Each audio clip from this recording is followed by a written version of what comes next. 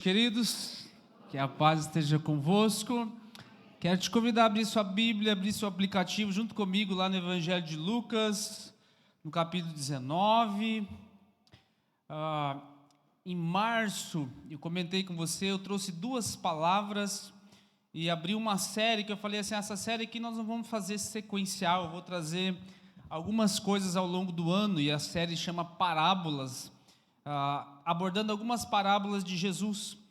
E nós abordamos duas naquele momento, né? Eu te falei, parábolas são histórias que Jesus conta, tirando princípios do cotidiano para trazer uma lição mais profunda.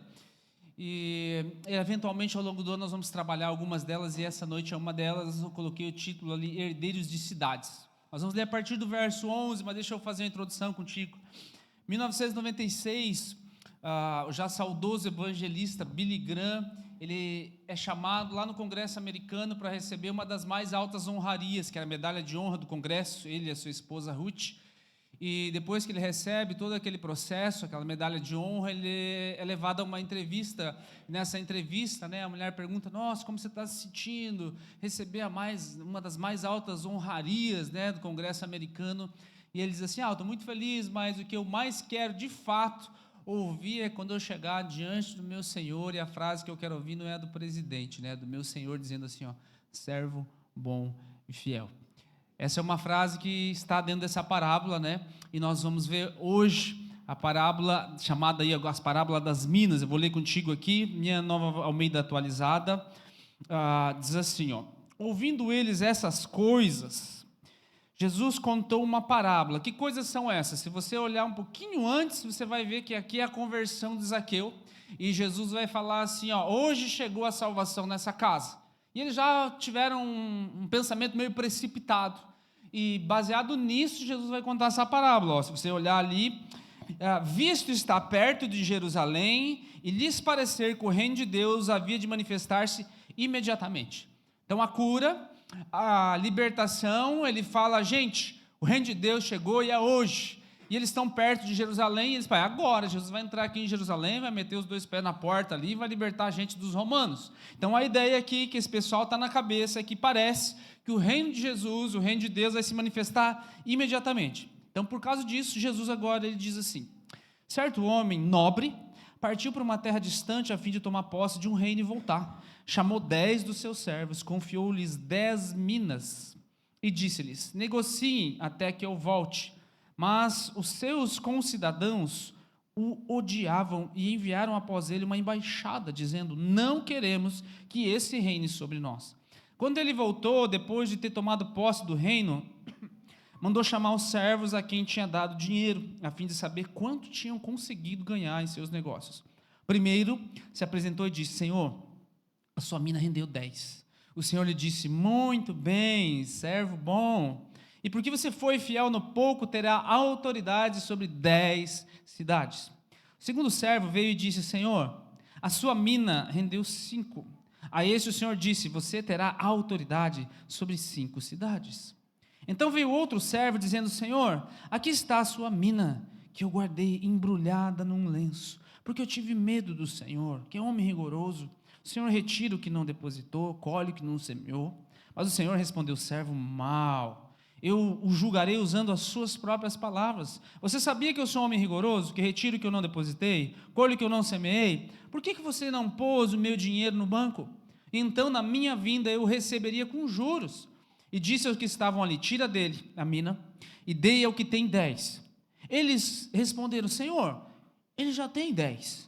Ao que o Senhor respondeu: pois eu declaro a vocês que a todo o que tem será dado ainda mais, mas ao que não tem, até o que ele tem lhe será tirado. Mas quanto a esses meus inimigos, que não quiseram que eu reinasse sobre eles, tragam-nos aqui e os matem na minha presença. Essa, querida, é a única parábola de Jesus baseada em um evento histórico real. Jesus pega uma situação que eles conheciam muito bem, e dessa situação ele tira. Vou trazer o contexto para você aqui.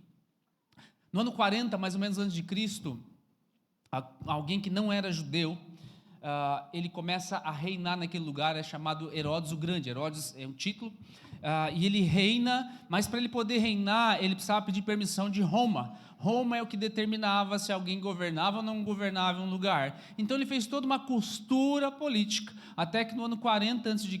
ele começa a reinar sobre toda aquela parte onde nós conhecemos hoje ali como Israel. E Herodes você conhece, ele é aquele lá que manda matar as crianças. Ele é um rei que fez muitas coisas em termos de urbanismo. Se você for a Israel hoje, você ainda vai ver a plataforma do templo. Não está mais o templo lá, foi destruído no ano 70 pelos romanos debaixo do imperador Tito. Mas a plataforma que ele construiu, aquele monte, está lá até hoje. Ele fez grandes coisas. Se você for visitar lá, você vai ver Cesareia Marítima. Ainda tem muitas coisas que ele fez. Mas ele era um governante muito cruel. E quando ele morre, a sua vontade está meio confusa. Os historiadores dizem que ele tinha mais ou menos uns 6 testamentos. E ele tinha alguns filhos que estavam brigando por esse trono. E a maneira de se estabelecer era ir a Roma. Então um dos filhos, chamado Arquelau, ele vai até a Roma, pedindo, olha gente, deixa eu governar aqui no lugar do meu pai, que eu vou fazer um bom trabalho naquele lugar. E Arquelau, ele era tão cruel, tão brutal quanto seu pai. Você vai ver em Mateus capítulo 2, que o nome dele é mencionado, vai falar assim que José, quando estava voltando do Egito, né, tinha fugido de Herodes, lá queria matar as crianças, agora Herodes morre, Arquelau ele vai governar a Judéia lá embaixo, e fala assim que José foi alertado em sonhos para não voltar ali para a Judéia, é por isso que ele vai lá para o norte, para a Galileia. Quem é que está lá? Enfim, quando Arquelau está arrazoando lá em Roma para que ele reinasse, uma comitiva de judeus se reuniu, mais ou menos em torno de 50 pessoas, foram até Roma, falando assim, não queremos que esse cara reine aí, não queremos, que ele é muito cruel, manda outra pessoa, enfim, dentro dessa restrição, Roma faz um acordo, Roma deixa a Judéia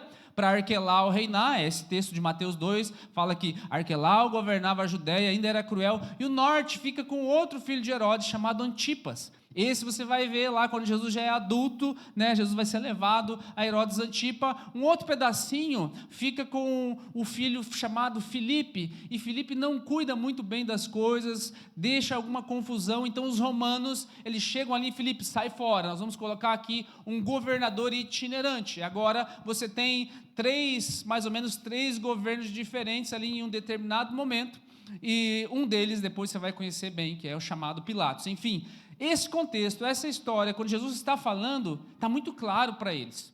Ele pega um assunto da política da semana para eles. Um governante foi buscar um reino, foi afirmar o seu reino, chegando lá tinha uma comitiva que falou assim, não queremos que esse rei reine sobre nós, e Jesus usa toda essa analogia para trazer duas coisas. Eles acabaram de testemunhar, né, a conversão de Zaqueu, estão ali empolgados com muitas coisas, estão pertinho de Jerusalém, e agora eles acham que Jesus vai trazer o reino dele imediatamente. Então Jesus conta essa parábola, primeiro, para falar para eles assim, gente, se acalma aí, tem um tempo para todas as coisas, e segundo, que é o que vai contextualizar com a nossa vida hoje, o que é que você faz enquanto o rei que saiu para firmar o seu reino ainda não voltou?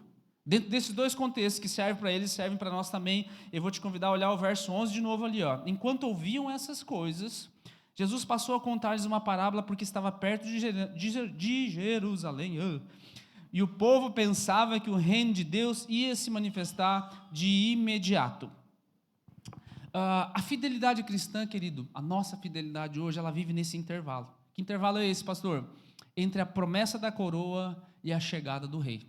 Nós estamos aqui, se fôssemos contextualizar, entre o versículo 13 e 15. Nosso rei foi de volta para casa, nobre, né? Voltou para sua casa, mas ele falou que ele vai voltar, e ele nos entregou algumas coisas, enquanto ele ainda não volta. E quando ele volta, existe algumas circunstâncias que nós vamos ver aqui na noite de hoje. O primeiro deles é, o nosso rei nos deu um propósito. Verso 12, olha lá comigo de novo.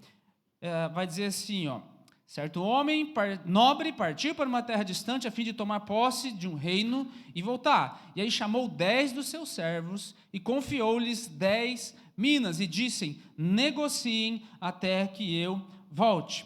Você pode confundir essa parábola com uma que eu já preguei aqui nessa sessão lá em março, de Mateus 25, que é a parábola dos talentos. Elas são semelhantes, mas de princípio, mas não são iguais. Na parábola dos talentos, ele dá 2 talentos para um, ele dá 5 para outro, ele dá 1 para outro. Aqui ele dá a mesma quantidade de minas, ele usa outra medida ali para cada um deles. Uma mina era mais ou menos 100 dracmas, mais ou menos uns 100 dias de trabalho, uma dracma, um dia de trabalho. Então faça analogia para você dentro do teu salário. Quanto é que é 3 meses do teu salário? É mais ou menos isso, você ganha 2, ele te deu 6, você ganha 5, ele te deu 15, enfim, faça as contas ali para você ver mais ou menos o que ele deu. Ele deu a parte aqui igual para cada um de nós. Então, diferentemente da outra, todos nós recebemos igualmente. Quais são as coisas que eu e você temos igualmente que a gente recebeu de Deus, querido? Quais são as minas que Deus colocou igualmente para cada um de nós? Uma das coisas que nós recebemos igual, cada um, sem discriminação, é uma mina chamada tempo. Eu e você temos as mesmas 24 horas do dia, todos os dias, enquanto a gente está vivo. É a mina que Deus nos deu. O que é que você tem feito com cada hora que Ele te deu? É a mesma hora minha, é a mesma hora tua, é a mesma hora do rico, é a mesma hora do pobre, é a mesma hora para todo mundo.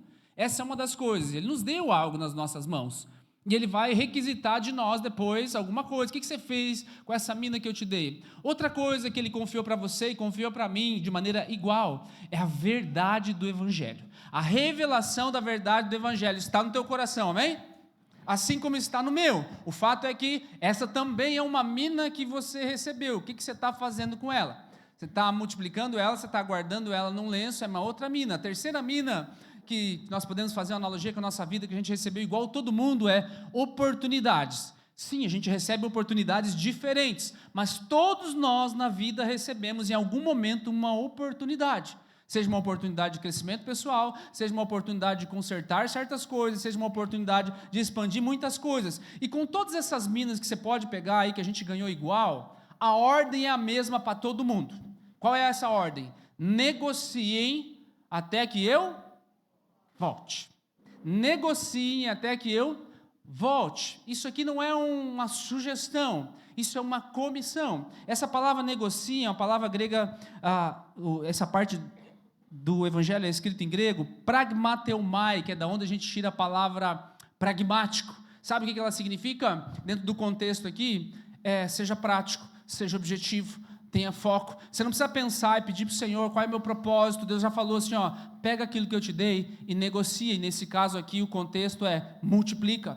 Pega esse tempo que eu te dei e pragmateumai, não precisa pensar, não precisa orar a respeito disso, já está claro para você, é o primeiro ponto meu ali, Deus já te deu um propósito. Deus já te deu uma missão, você não precisa ficar arrazoando o que é que eu vou fazer. Deus já te deu tempo, Deus já te deu a verdade do Evangelho, Deus já te deu oportunidades. O que você tem que fazer com isso? Querido, já está dentro de mim isso aqui, já está no nosso DNA quando nós conhecemos a Jesus. Ei, negocia até que eu volte, seja prático, coloca isso aqui em prática, não é uma sugestão. Quando a gente olha para o Evangelho que foi confiado a nós, querido, é maravilhoso olhar para essa palavra, é maravilhoso estudar, é maravilhoso ver muitas coisas, mas o Evangelho não foi dado a você para ser admirado, ele foi dado a você e a mim para ser multiplicado. A ideia aqui não é nós guardarmos isso em um lenço de conhecimento e juntarmos ali certificados e cursos e fazer um monte de coisa, e entender o que os outros não entendem e nos alegrarmos com tantas maravilhas que o Senhor revela. A ideia aqui é que a graça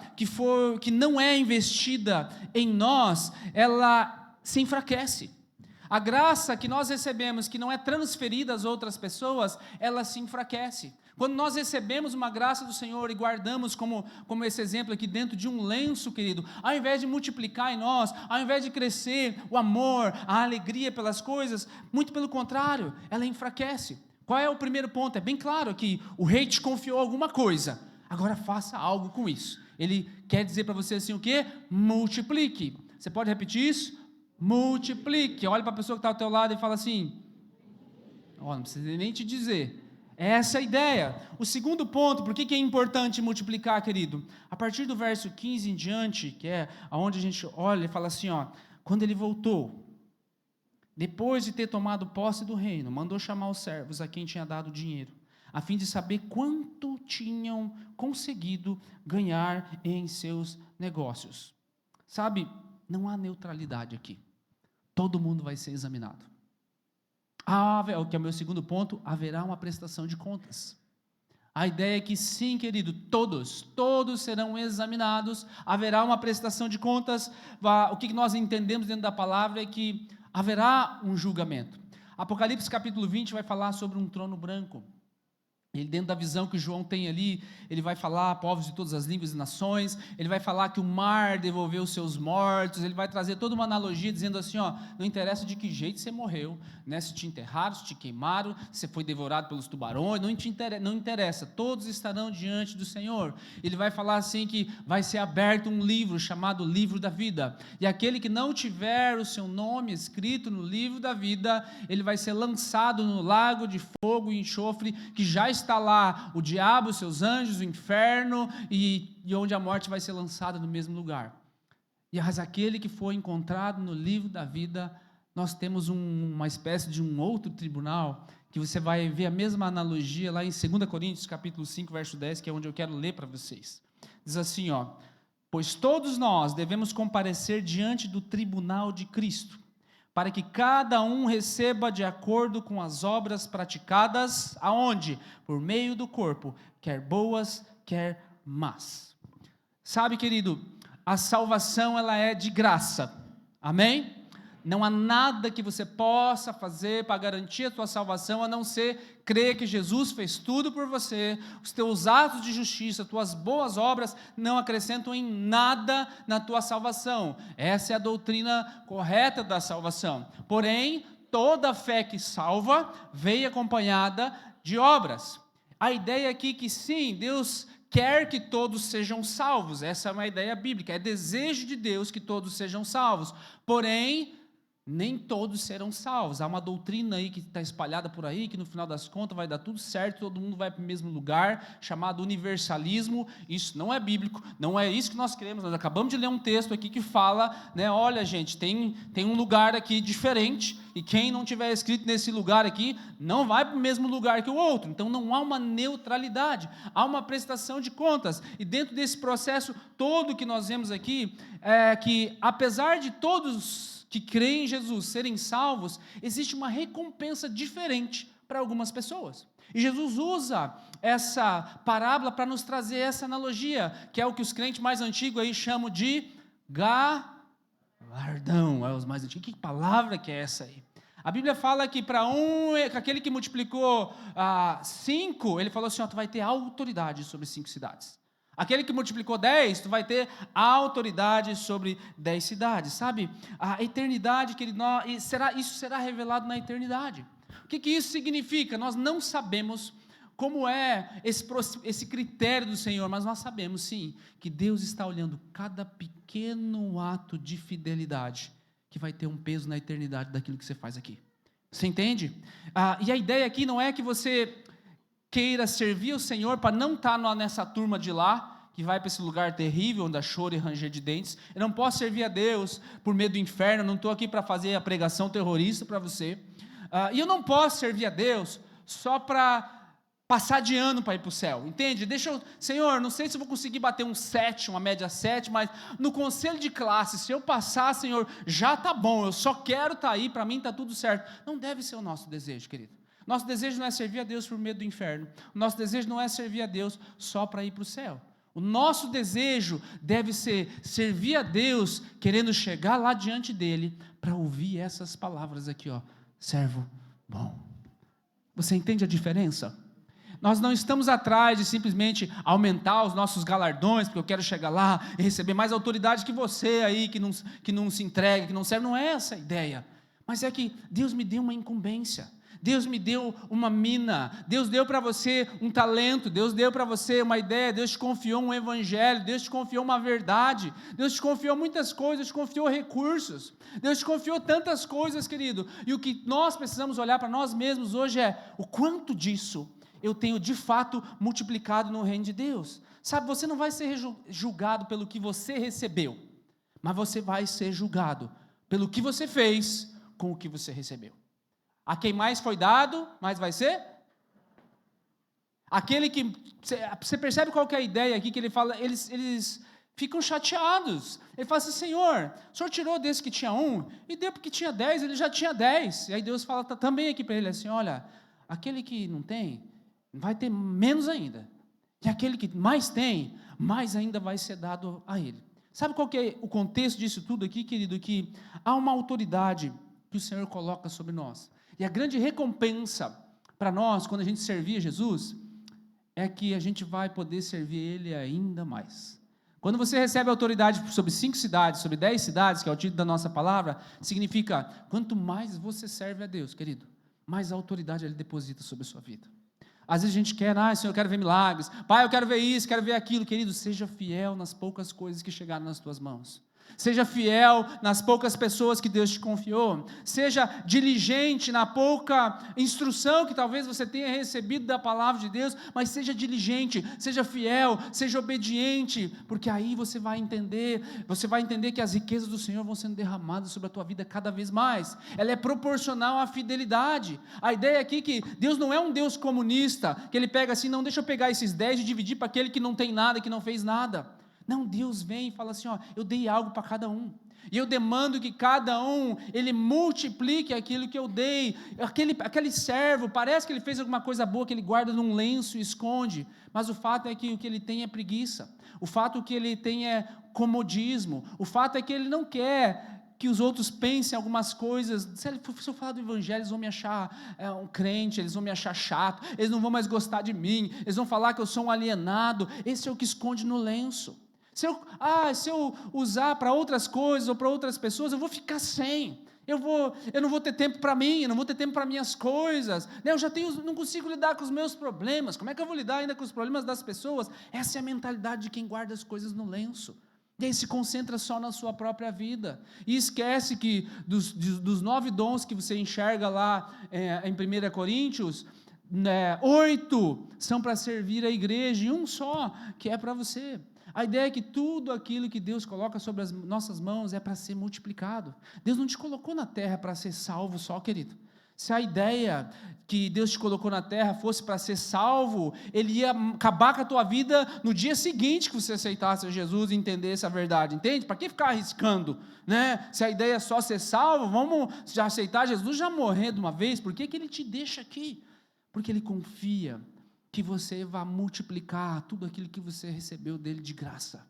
Ele confia, que aquele Pedro incerto, impetuoso, intempestivo, impaciente, uma vez que quando tu te converteres, Pedro, aí tu vai ver um negócio. Ele confia que cada um daqueles discípulos que fugiram na hora que pegaram Jesus lá no Getsemane, todo mundo, bateu o pé para fora. Ele confia que aqueles caras, quando estivessem reunidos de novo lá no cenáculo, em Atos capítulo 2, em Jerusalém, no dia de Pentecostes, quando eles forem cheios do Espírito Santo, eles nunca mais vão fugir, eles vão ir de encontro à morte se necessário.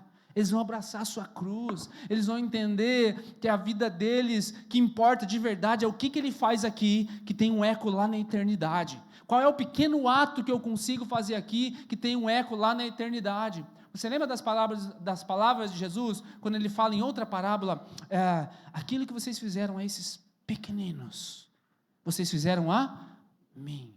Querido, Deus te deu muitas minas e muitas coisas ao longo do processo todo. E o meu último ponto aqui é que o comprometimento com a causa do rei é o que vai direcionar o nosso destino. O quão comprometido eu estou com essa causa é que determina qual será o meu destino. Porque há 3 pessoas aqui, há 3 atitudes diante do rei. É uma rejeição ativa. A gente vê, não quero que esse cara reine aqui, esse homem reine sobre nós, o verso 14. Há uma fidelidade alegre, o pessoal aqui que multiplicou, e há uma neutralidade culpada, que é o cara aqui que enterrou aquilo que recebeu por medo. Por que ele enterrou por medo? Ele fala coisas a respeito do Senhor que não são verdadeiras. Se o Senhor vem aqui, o Senhor é muito duro, o Senhor quer recolher onde não semeou, o Senhor quer recolher aquilo que o Senhor não plantou. Quando nós temos medo de Deus, nós temos desconhecimento de Deus. E quando nós temos desconhecimento de Deus, nós deixamos de receber muitas coisas. Por isso que um dos maiores alvos, ou o maior alvo que você deve procurar na tua vida, é conhecer Deus por quem Ele é. A pastora Sueli ministrou algo aqui na ceia extremamente importante. Quem é Deus Pai para você? Jesus se dirige a Deus em alguns momentos como uma palavra hebraica lá, Abba. és o meu Pai. Ninguém nunca na história do Antigo Testamento se dirigiu a Deus dessa forma, tão próxima. Pai, Pai. Quando você conhecer Deus Pai, querido, você vai ver que Deus é um Deus de amor, que Ele te recebe alguns poucos versos antes. Ele pega um cara que oprimia o povo, que explorava o povo, que roubava os pobres, que fazia um monte de coisa. E Ele não cobra esse cara. Mas Ele fala assim: desce que eu vou jantar na tua casa hoje. E no meio do jantar, Jesus não está dando discurso, Jesus não está falando sobre arrependimento, Jesus não está falando sobre céu e inferno. No meio do jantar, aquele homem, ele se levanta e fala assim: Senhor, eu vou dividir metade dos meus bens, eu vou doar. Eu vou olhar se eu fiz mal para alguém, eu vou restituir até 4 vezes. Ninguém estava pregando, ninguém estava cantando, Jesus não estava cobrando ninguém. E nessa frase, que revela a postura interior do coração de Zaqueu, Jesus fala assim: hoje chegou a salvação nessa casa. Sabe, querido, não sei qual momento que você está da tua vida. Talvez você, em algum momento, estava na primeira leva da turma que rejeitou o rei. Não quero saber desse negócio de Jesus, não quero isso aqui, não queremos que esse rei reine sobre nós. Talvez hoje você não está mais nessa, que afinal de contas você está aqui dentro, né? Mas você conhece algumas pessoas que estão nesse processo. E não se engane, a primeira vez que Jesus veio, Ele veio como um menino indefeso, necessitando de cuidados, e como um cordeiro, como ovelha muda, Ele se entrega ao matadouro. Mas na segunda vez que Ele vier,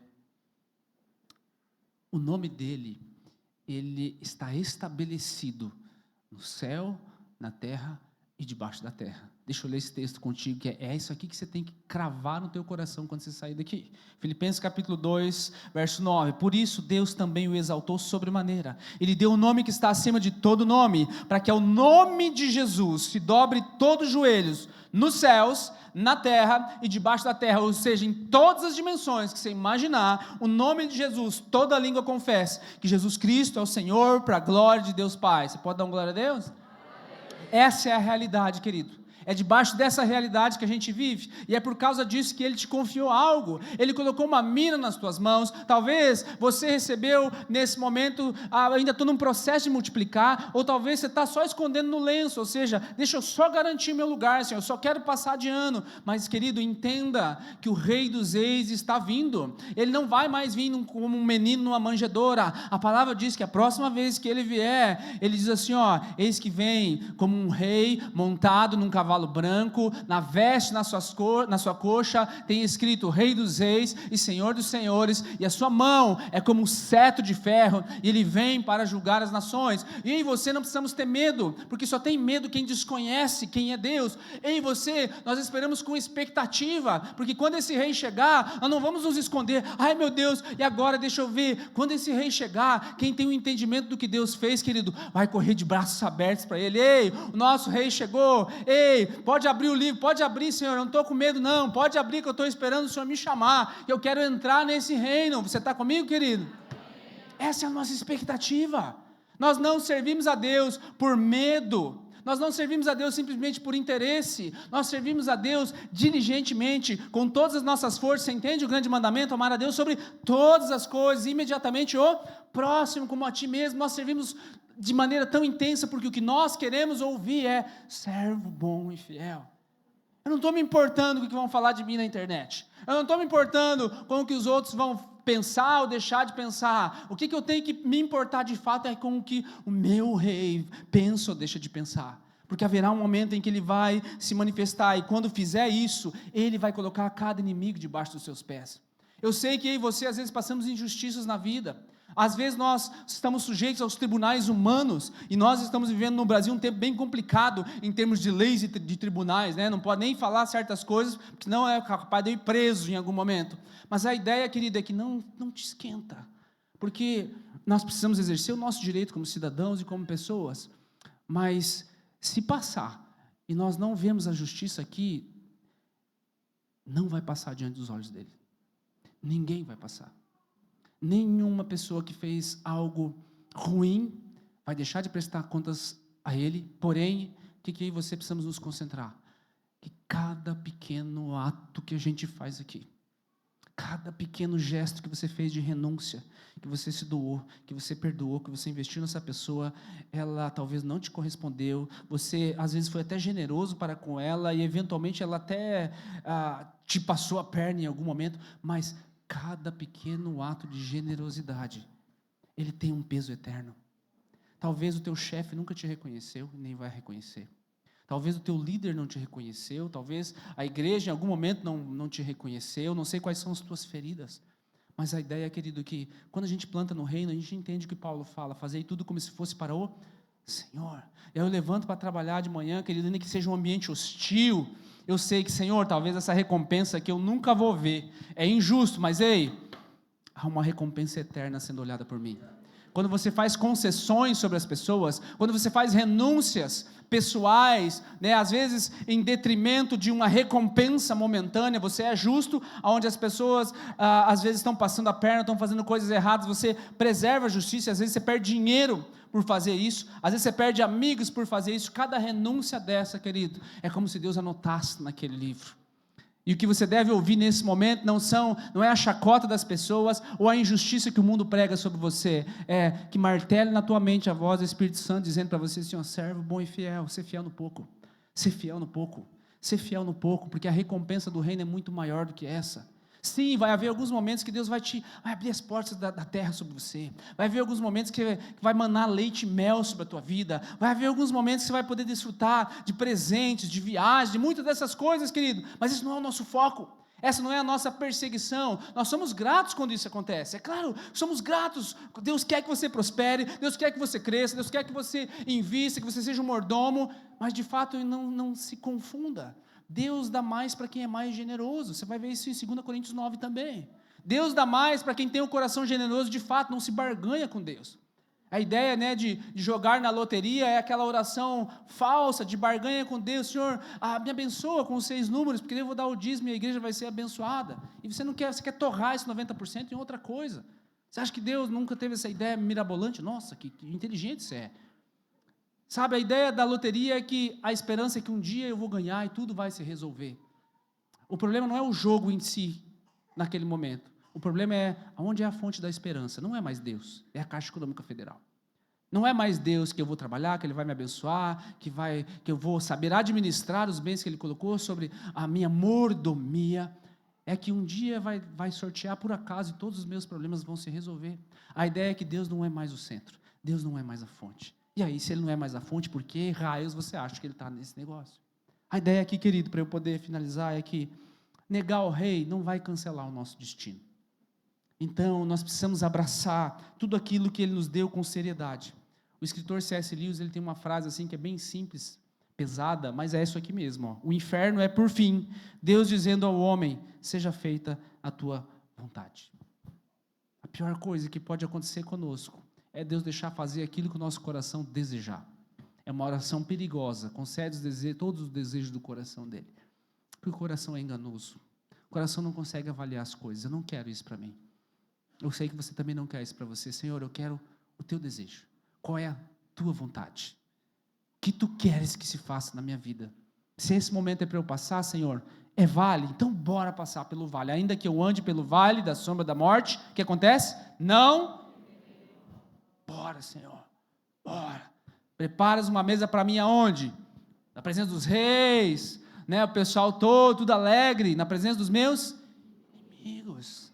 Isso significa que você vai passar por ambientes hostis, Senhor, meu querido, você vai passar por ambientes hostis, mas naquele momento, você enxerga uma mesa que Deus prepara para você. Há um banquete, eu vou passar por isso aqui. Unges a minha cabeça com... E o que acontece na sequência? Ele não põe pouquinho, quando Ele põe é de monte, quando Ele vem com livramento, que é para livrar mesmo. O que Ele quer dizer com isso? A soberania da tua vida está sobre as mãos dEle, você não precisa temer. A parte da turma que se encerra aqui é que, no verso 16 em diante, que é que um multiplica 10 vezes, recebe autoridade sobre 10, outro multiplica 5, e cada um dos servos fiéis recebeu uma posição de autoridade diretamente proporcional à sua fidelidade. Sabe qual é o prêmio? Mais honra no reino é mais responsabilidade. A maior recompensa de servir a Cristo é a chance de servir Ele ainda mais. Fidelidade no pouco é que prepara você para a grandeza de Deus. E eu sei que cada um de nós aqui hoje queremos entregar isso ao Senhor. Eu não sei qual é o teu processo dentro desse momento aqui, mas eu tenho certeza que você não quer viver a tua vida como um desperdício. E viver a tua vida como um desperdício é guardar tudo aquilo que Deus te deu em um lenço. É viver a vida só um dia após o outro, tentando conquistar um carro, uma casa e deixar talvez algumas coisas para os teus que talvez dure uma geração, a segunda geração que talvez recebeu tudo de mão beijada vai consumir, mas vai acabar. Mas aquilo que você planta na eternidade, querido, não corrói, não é roubado e tem um destino eterno.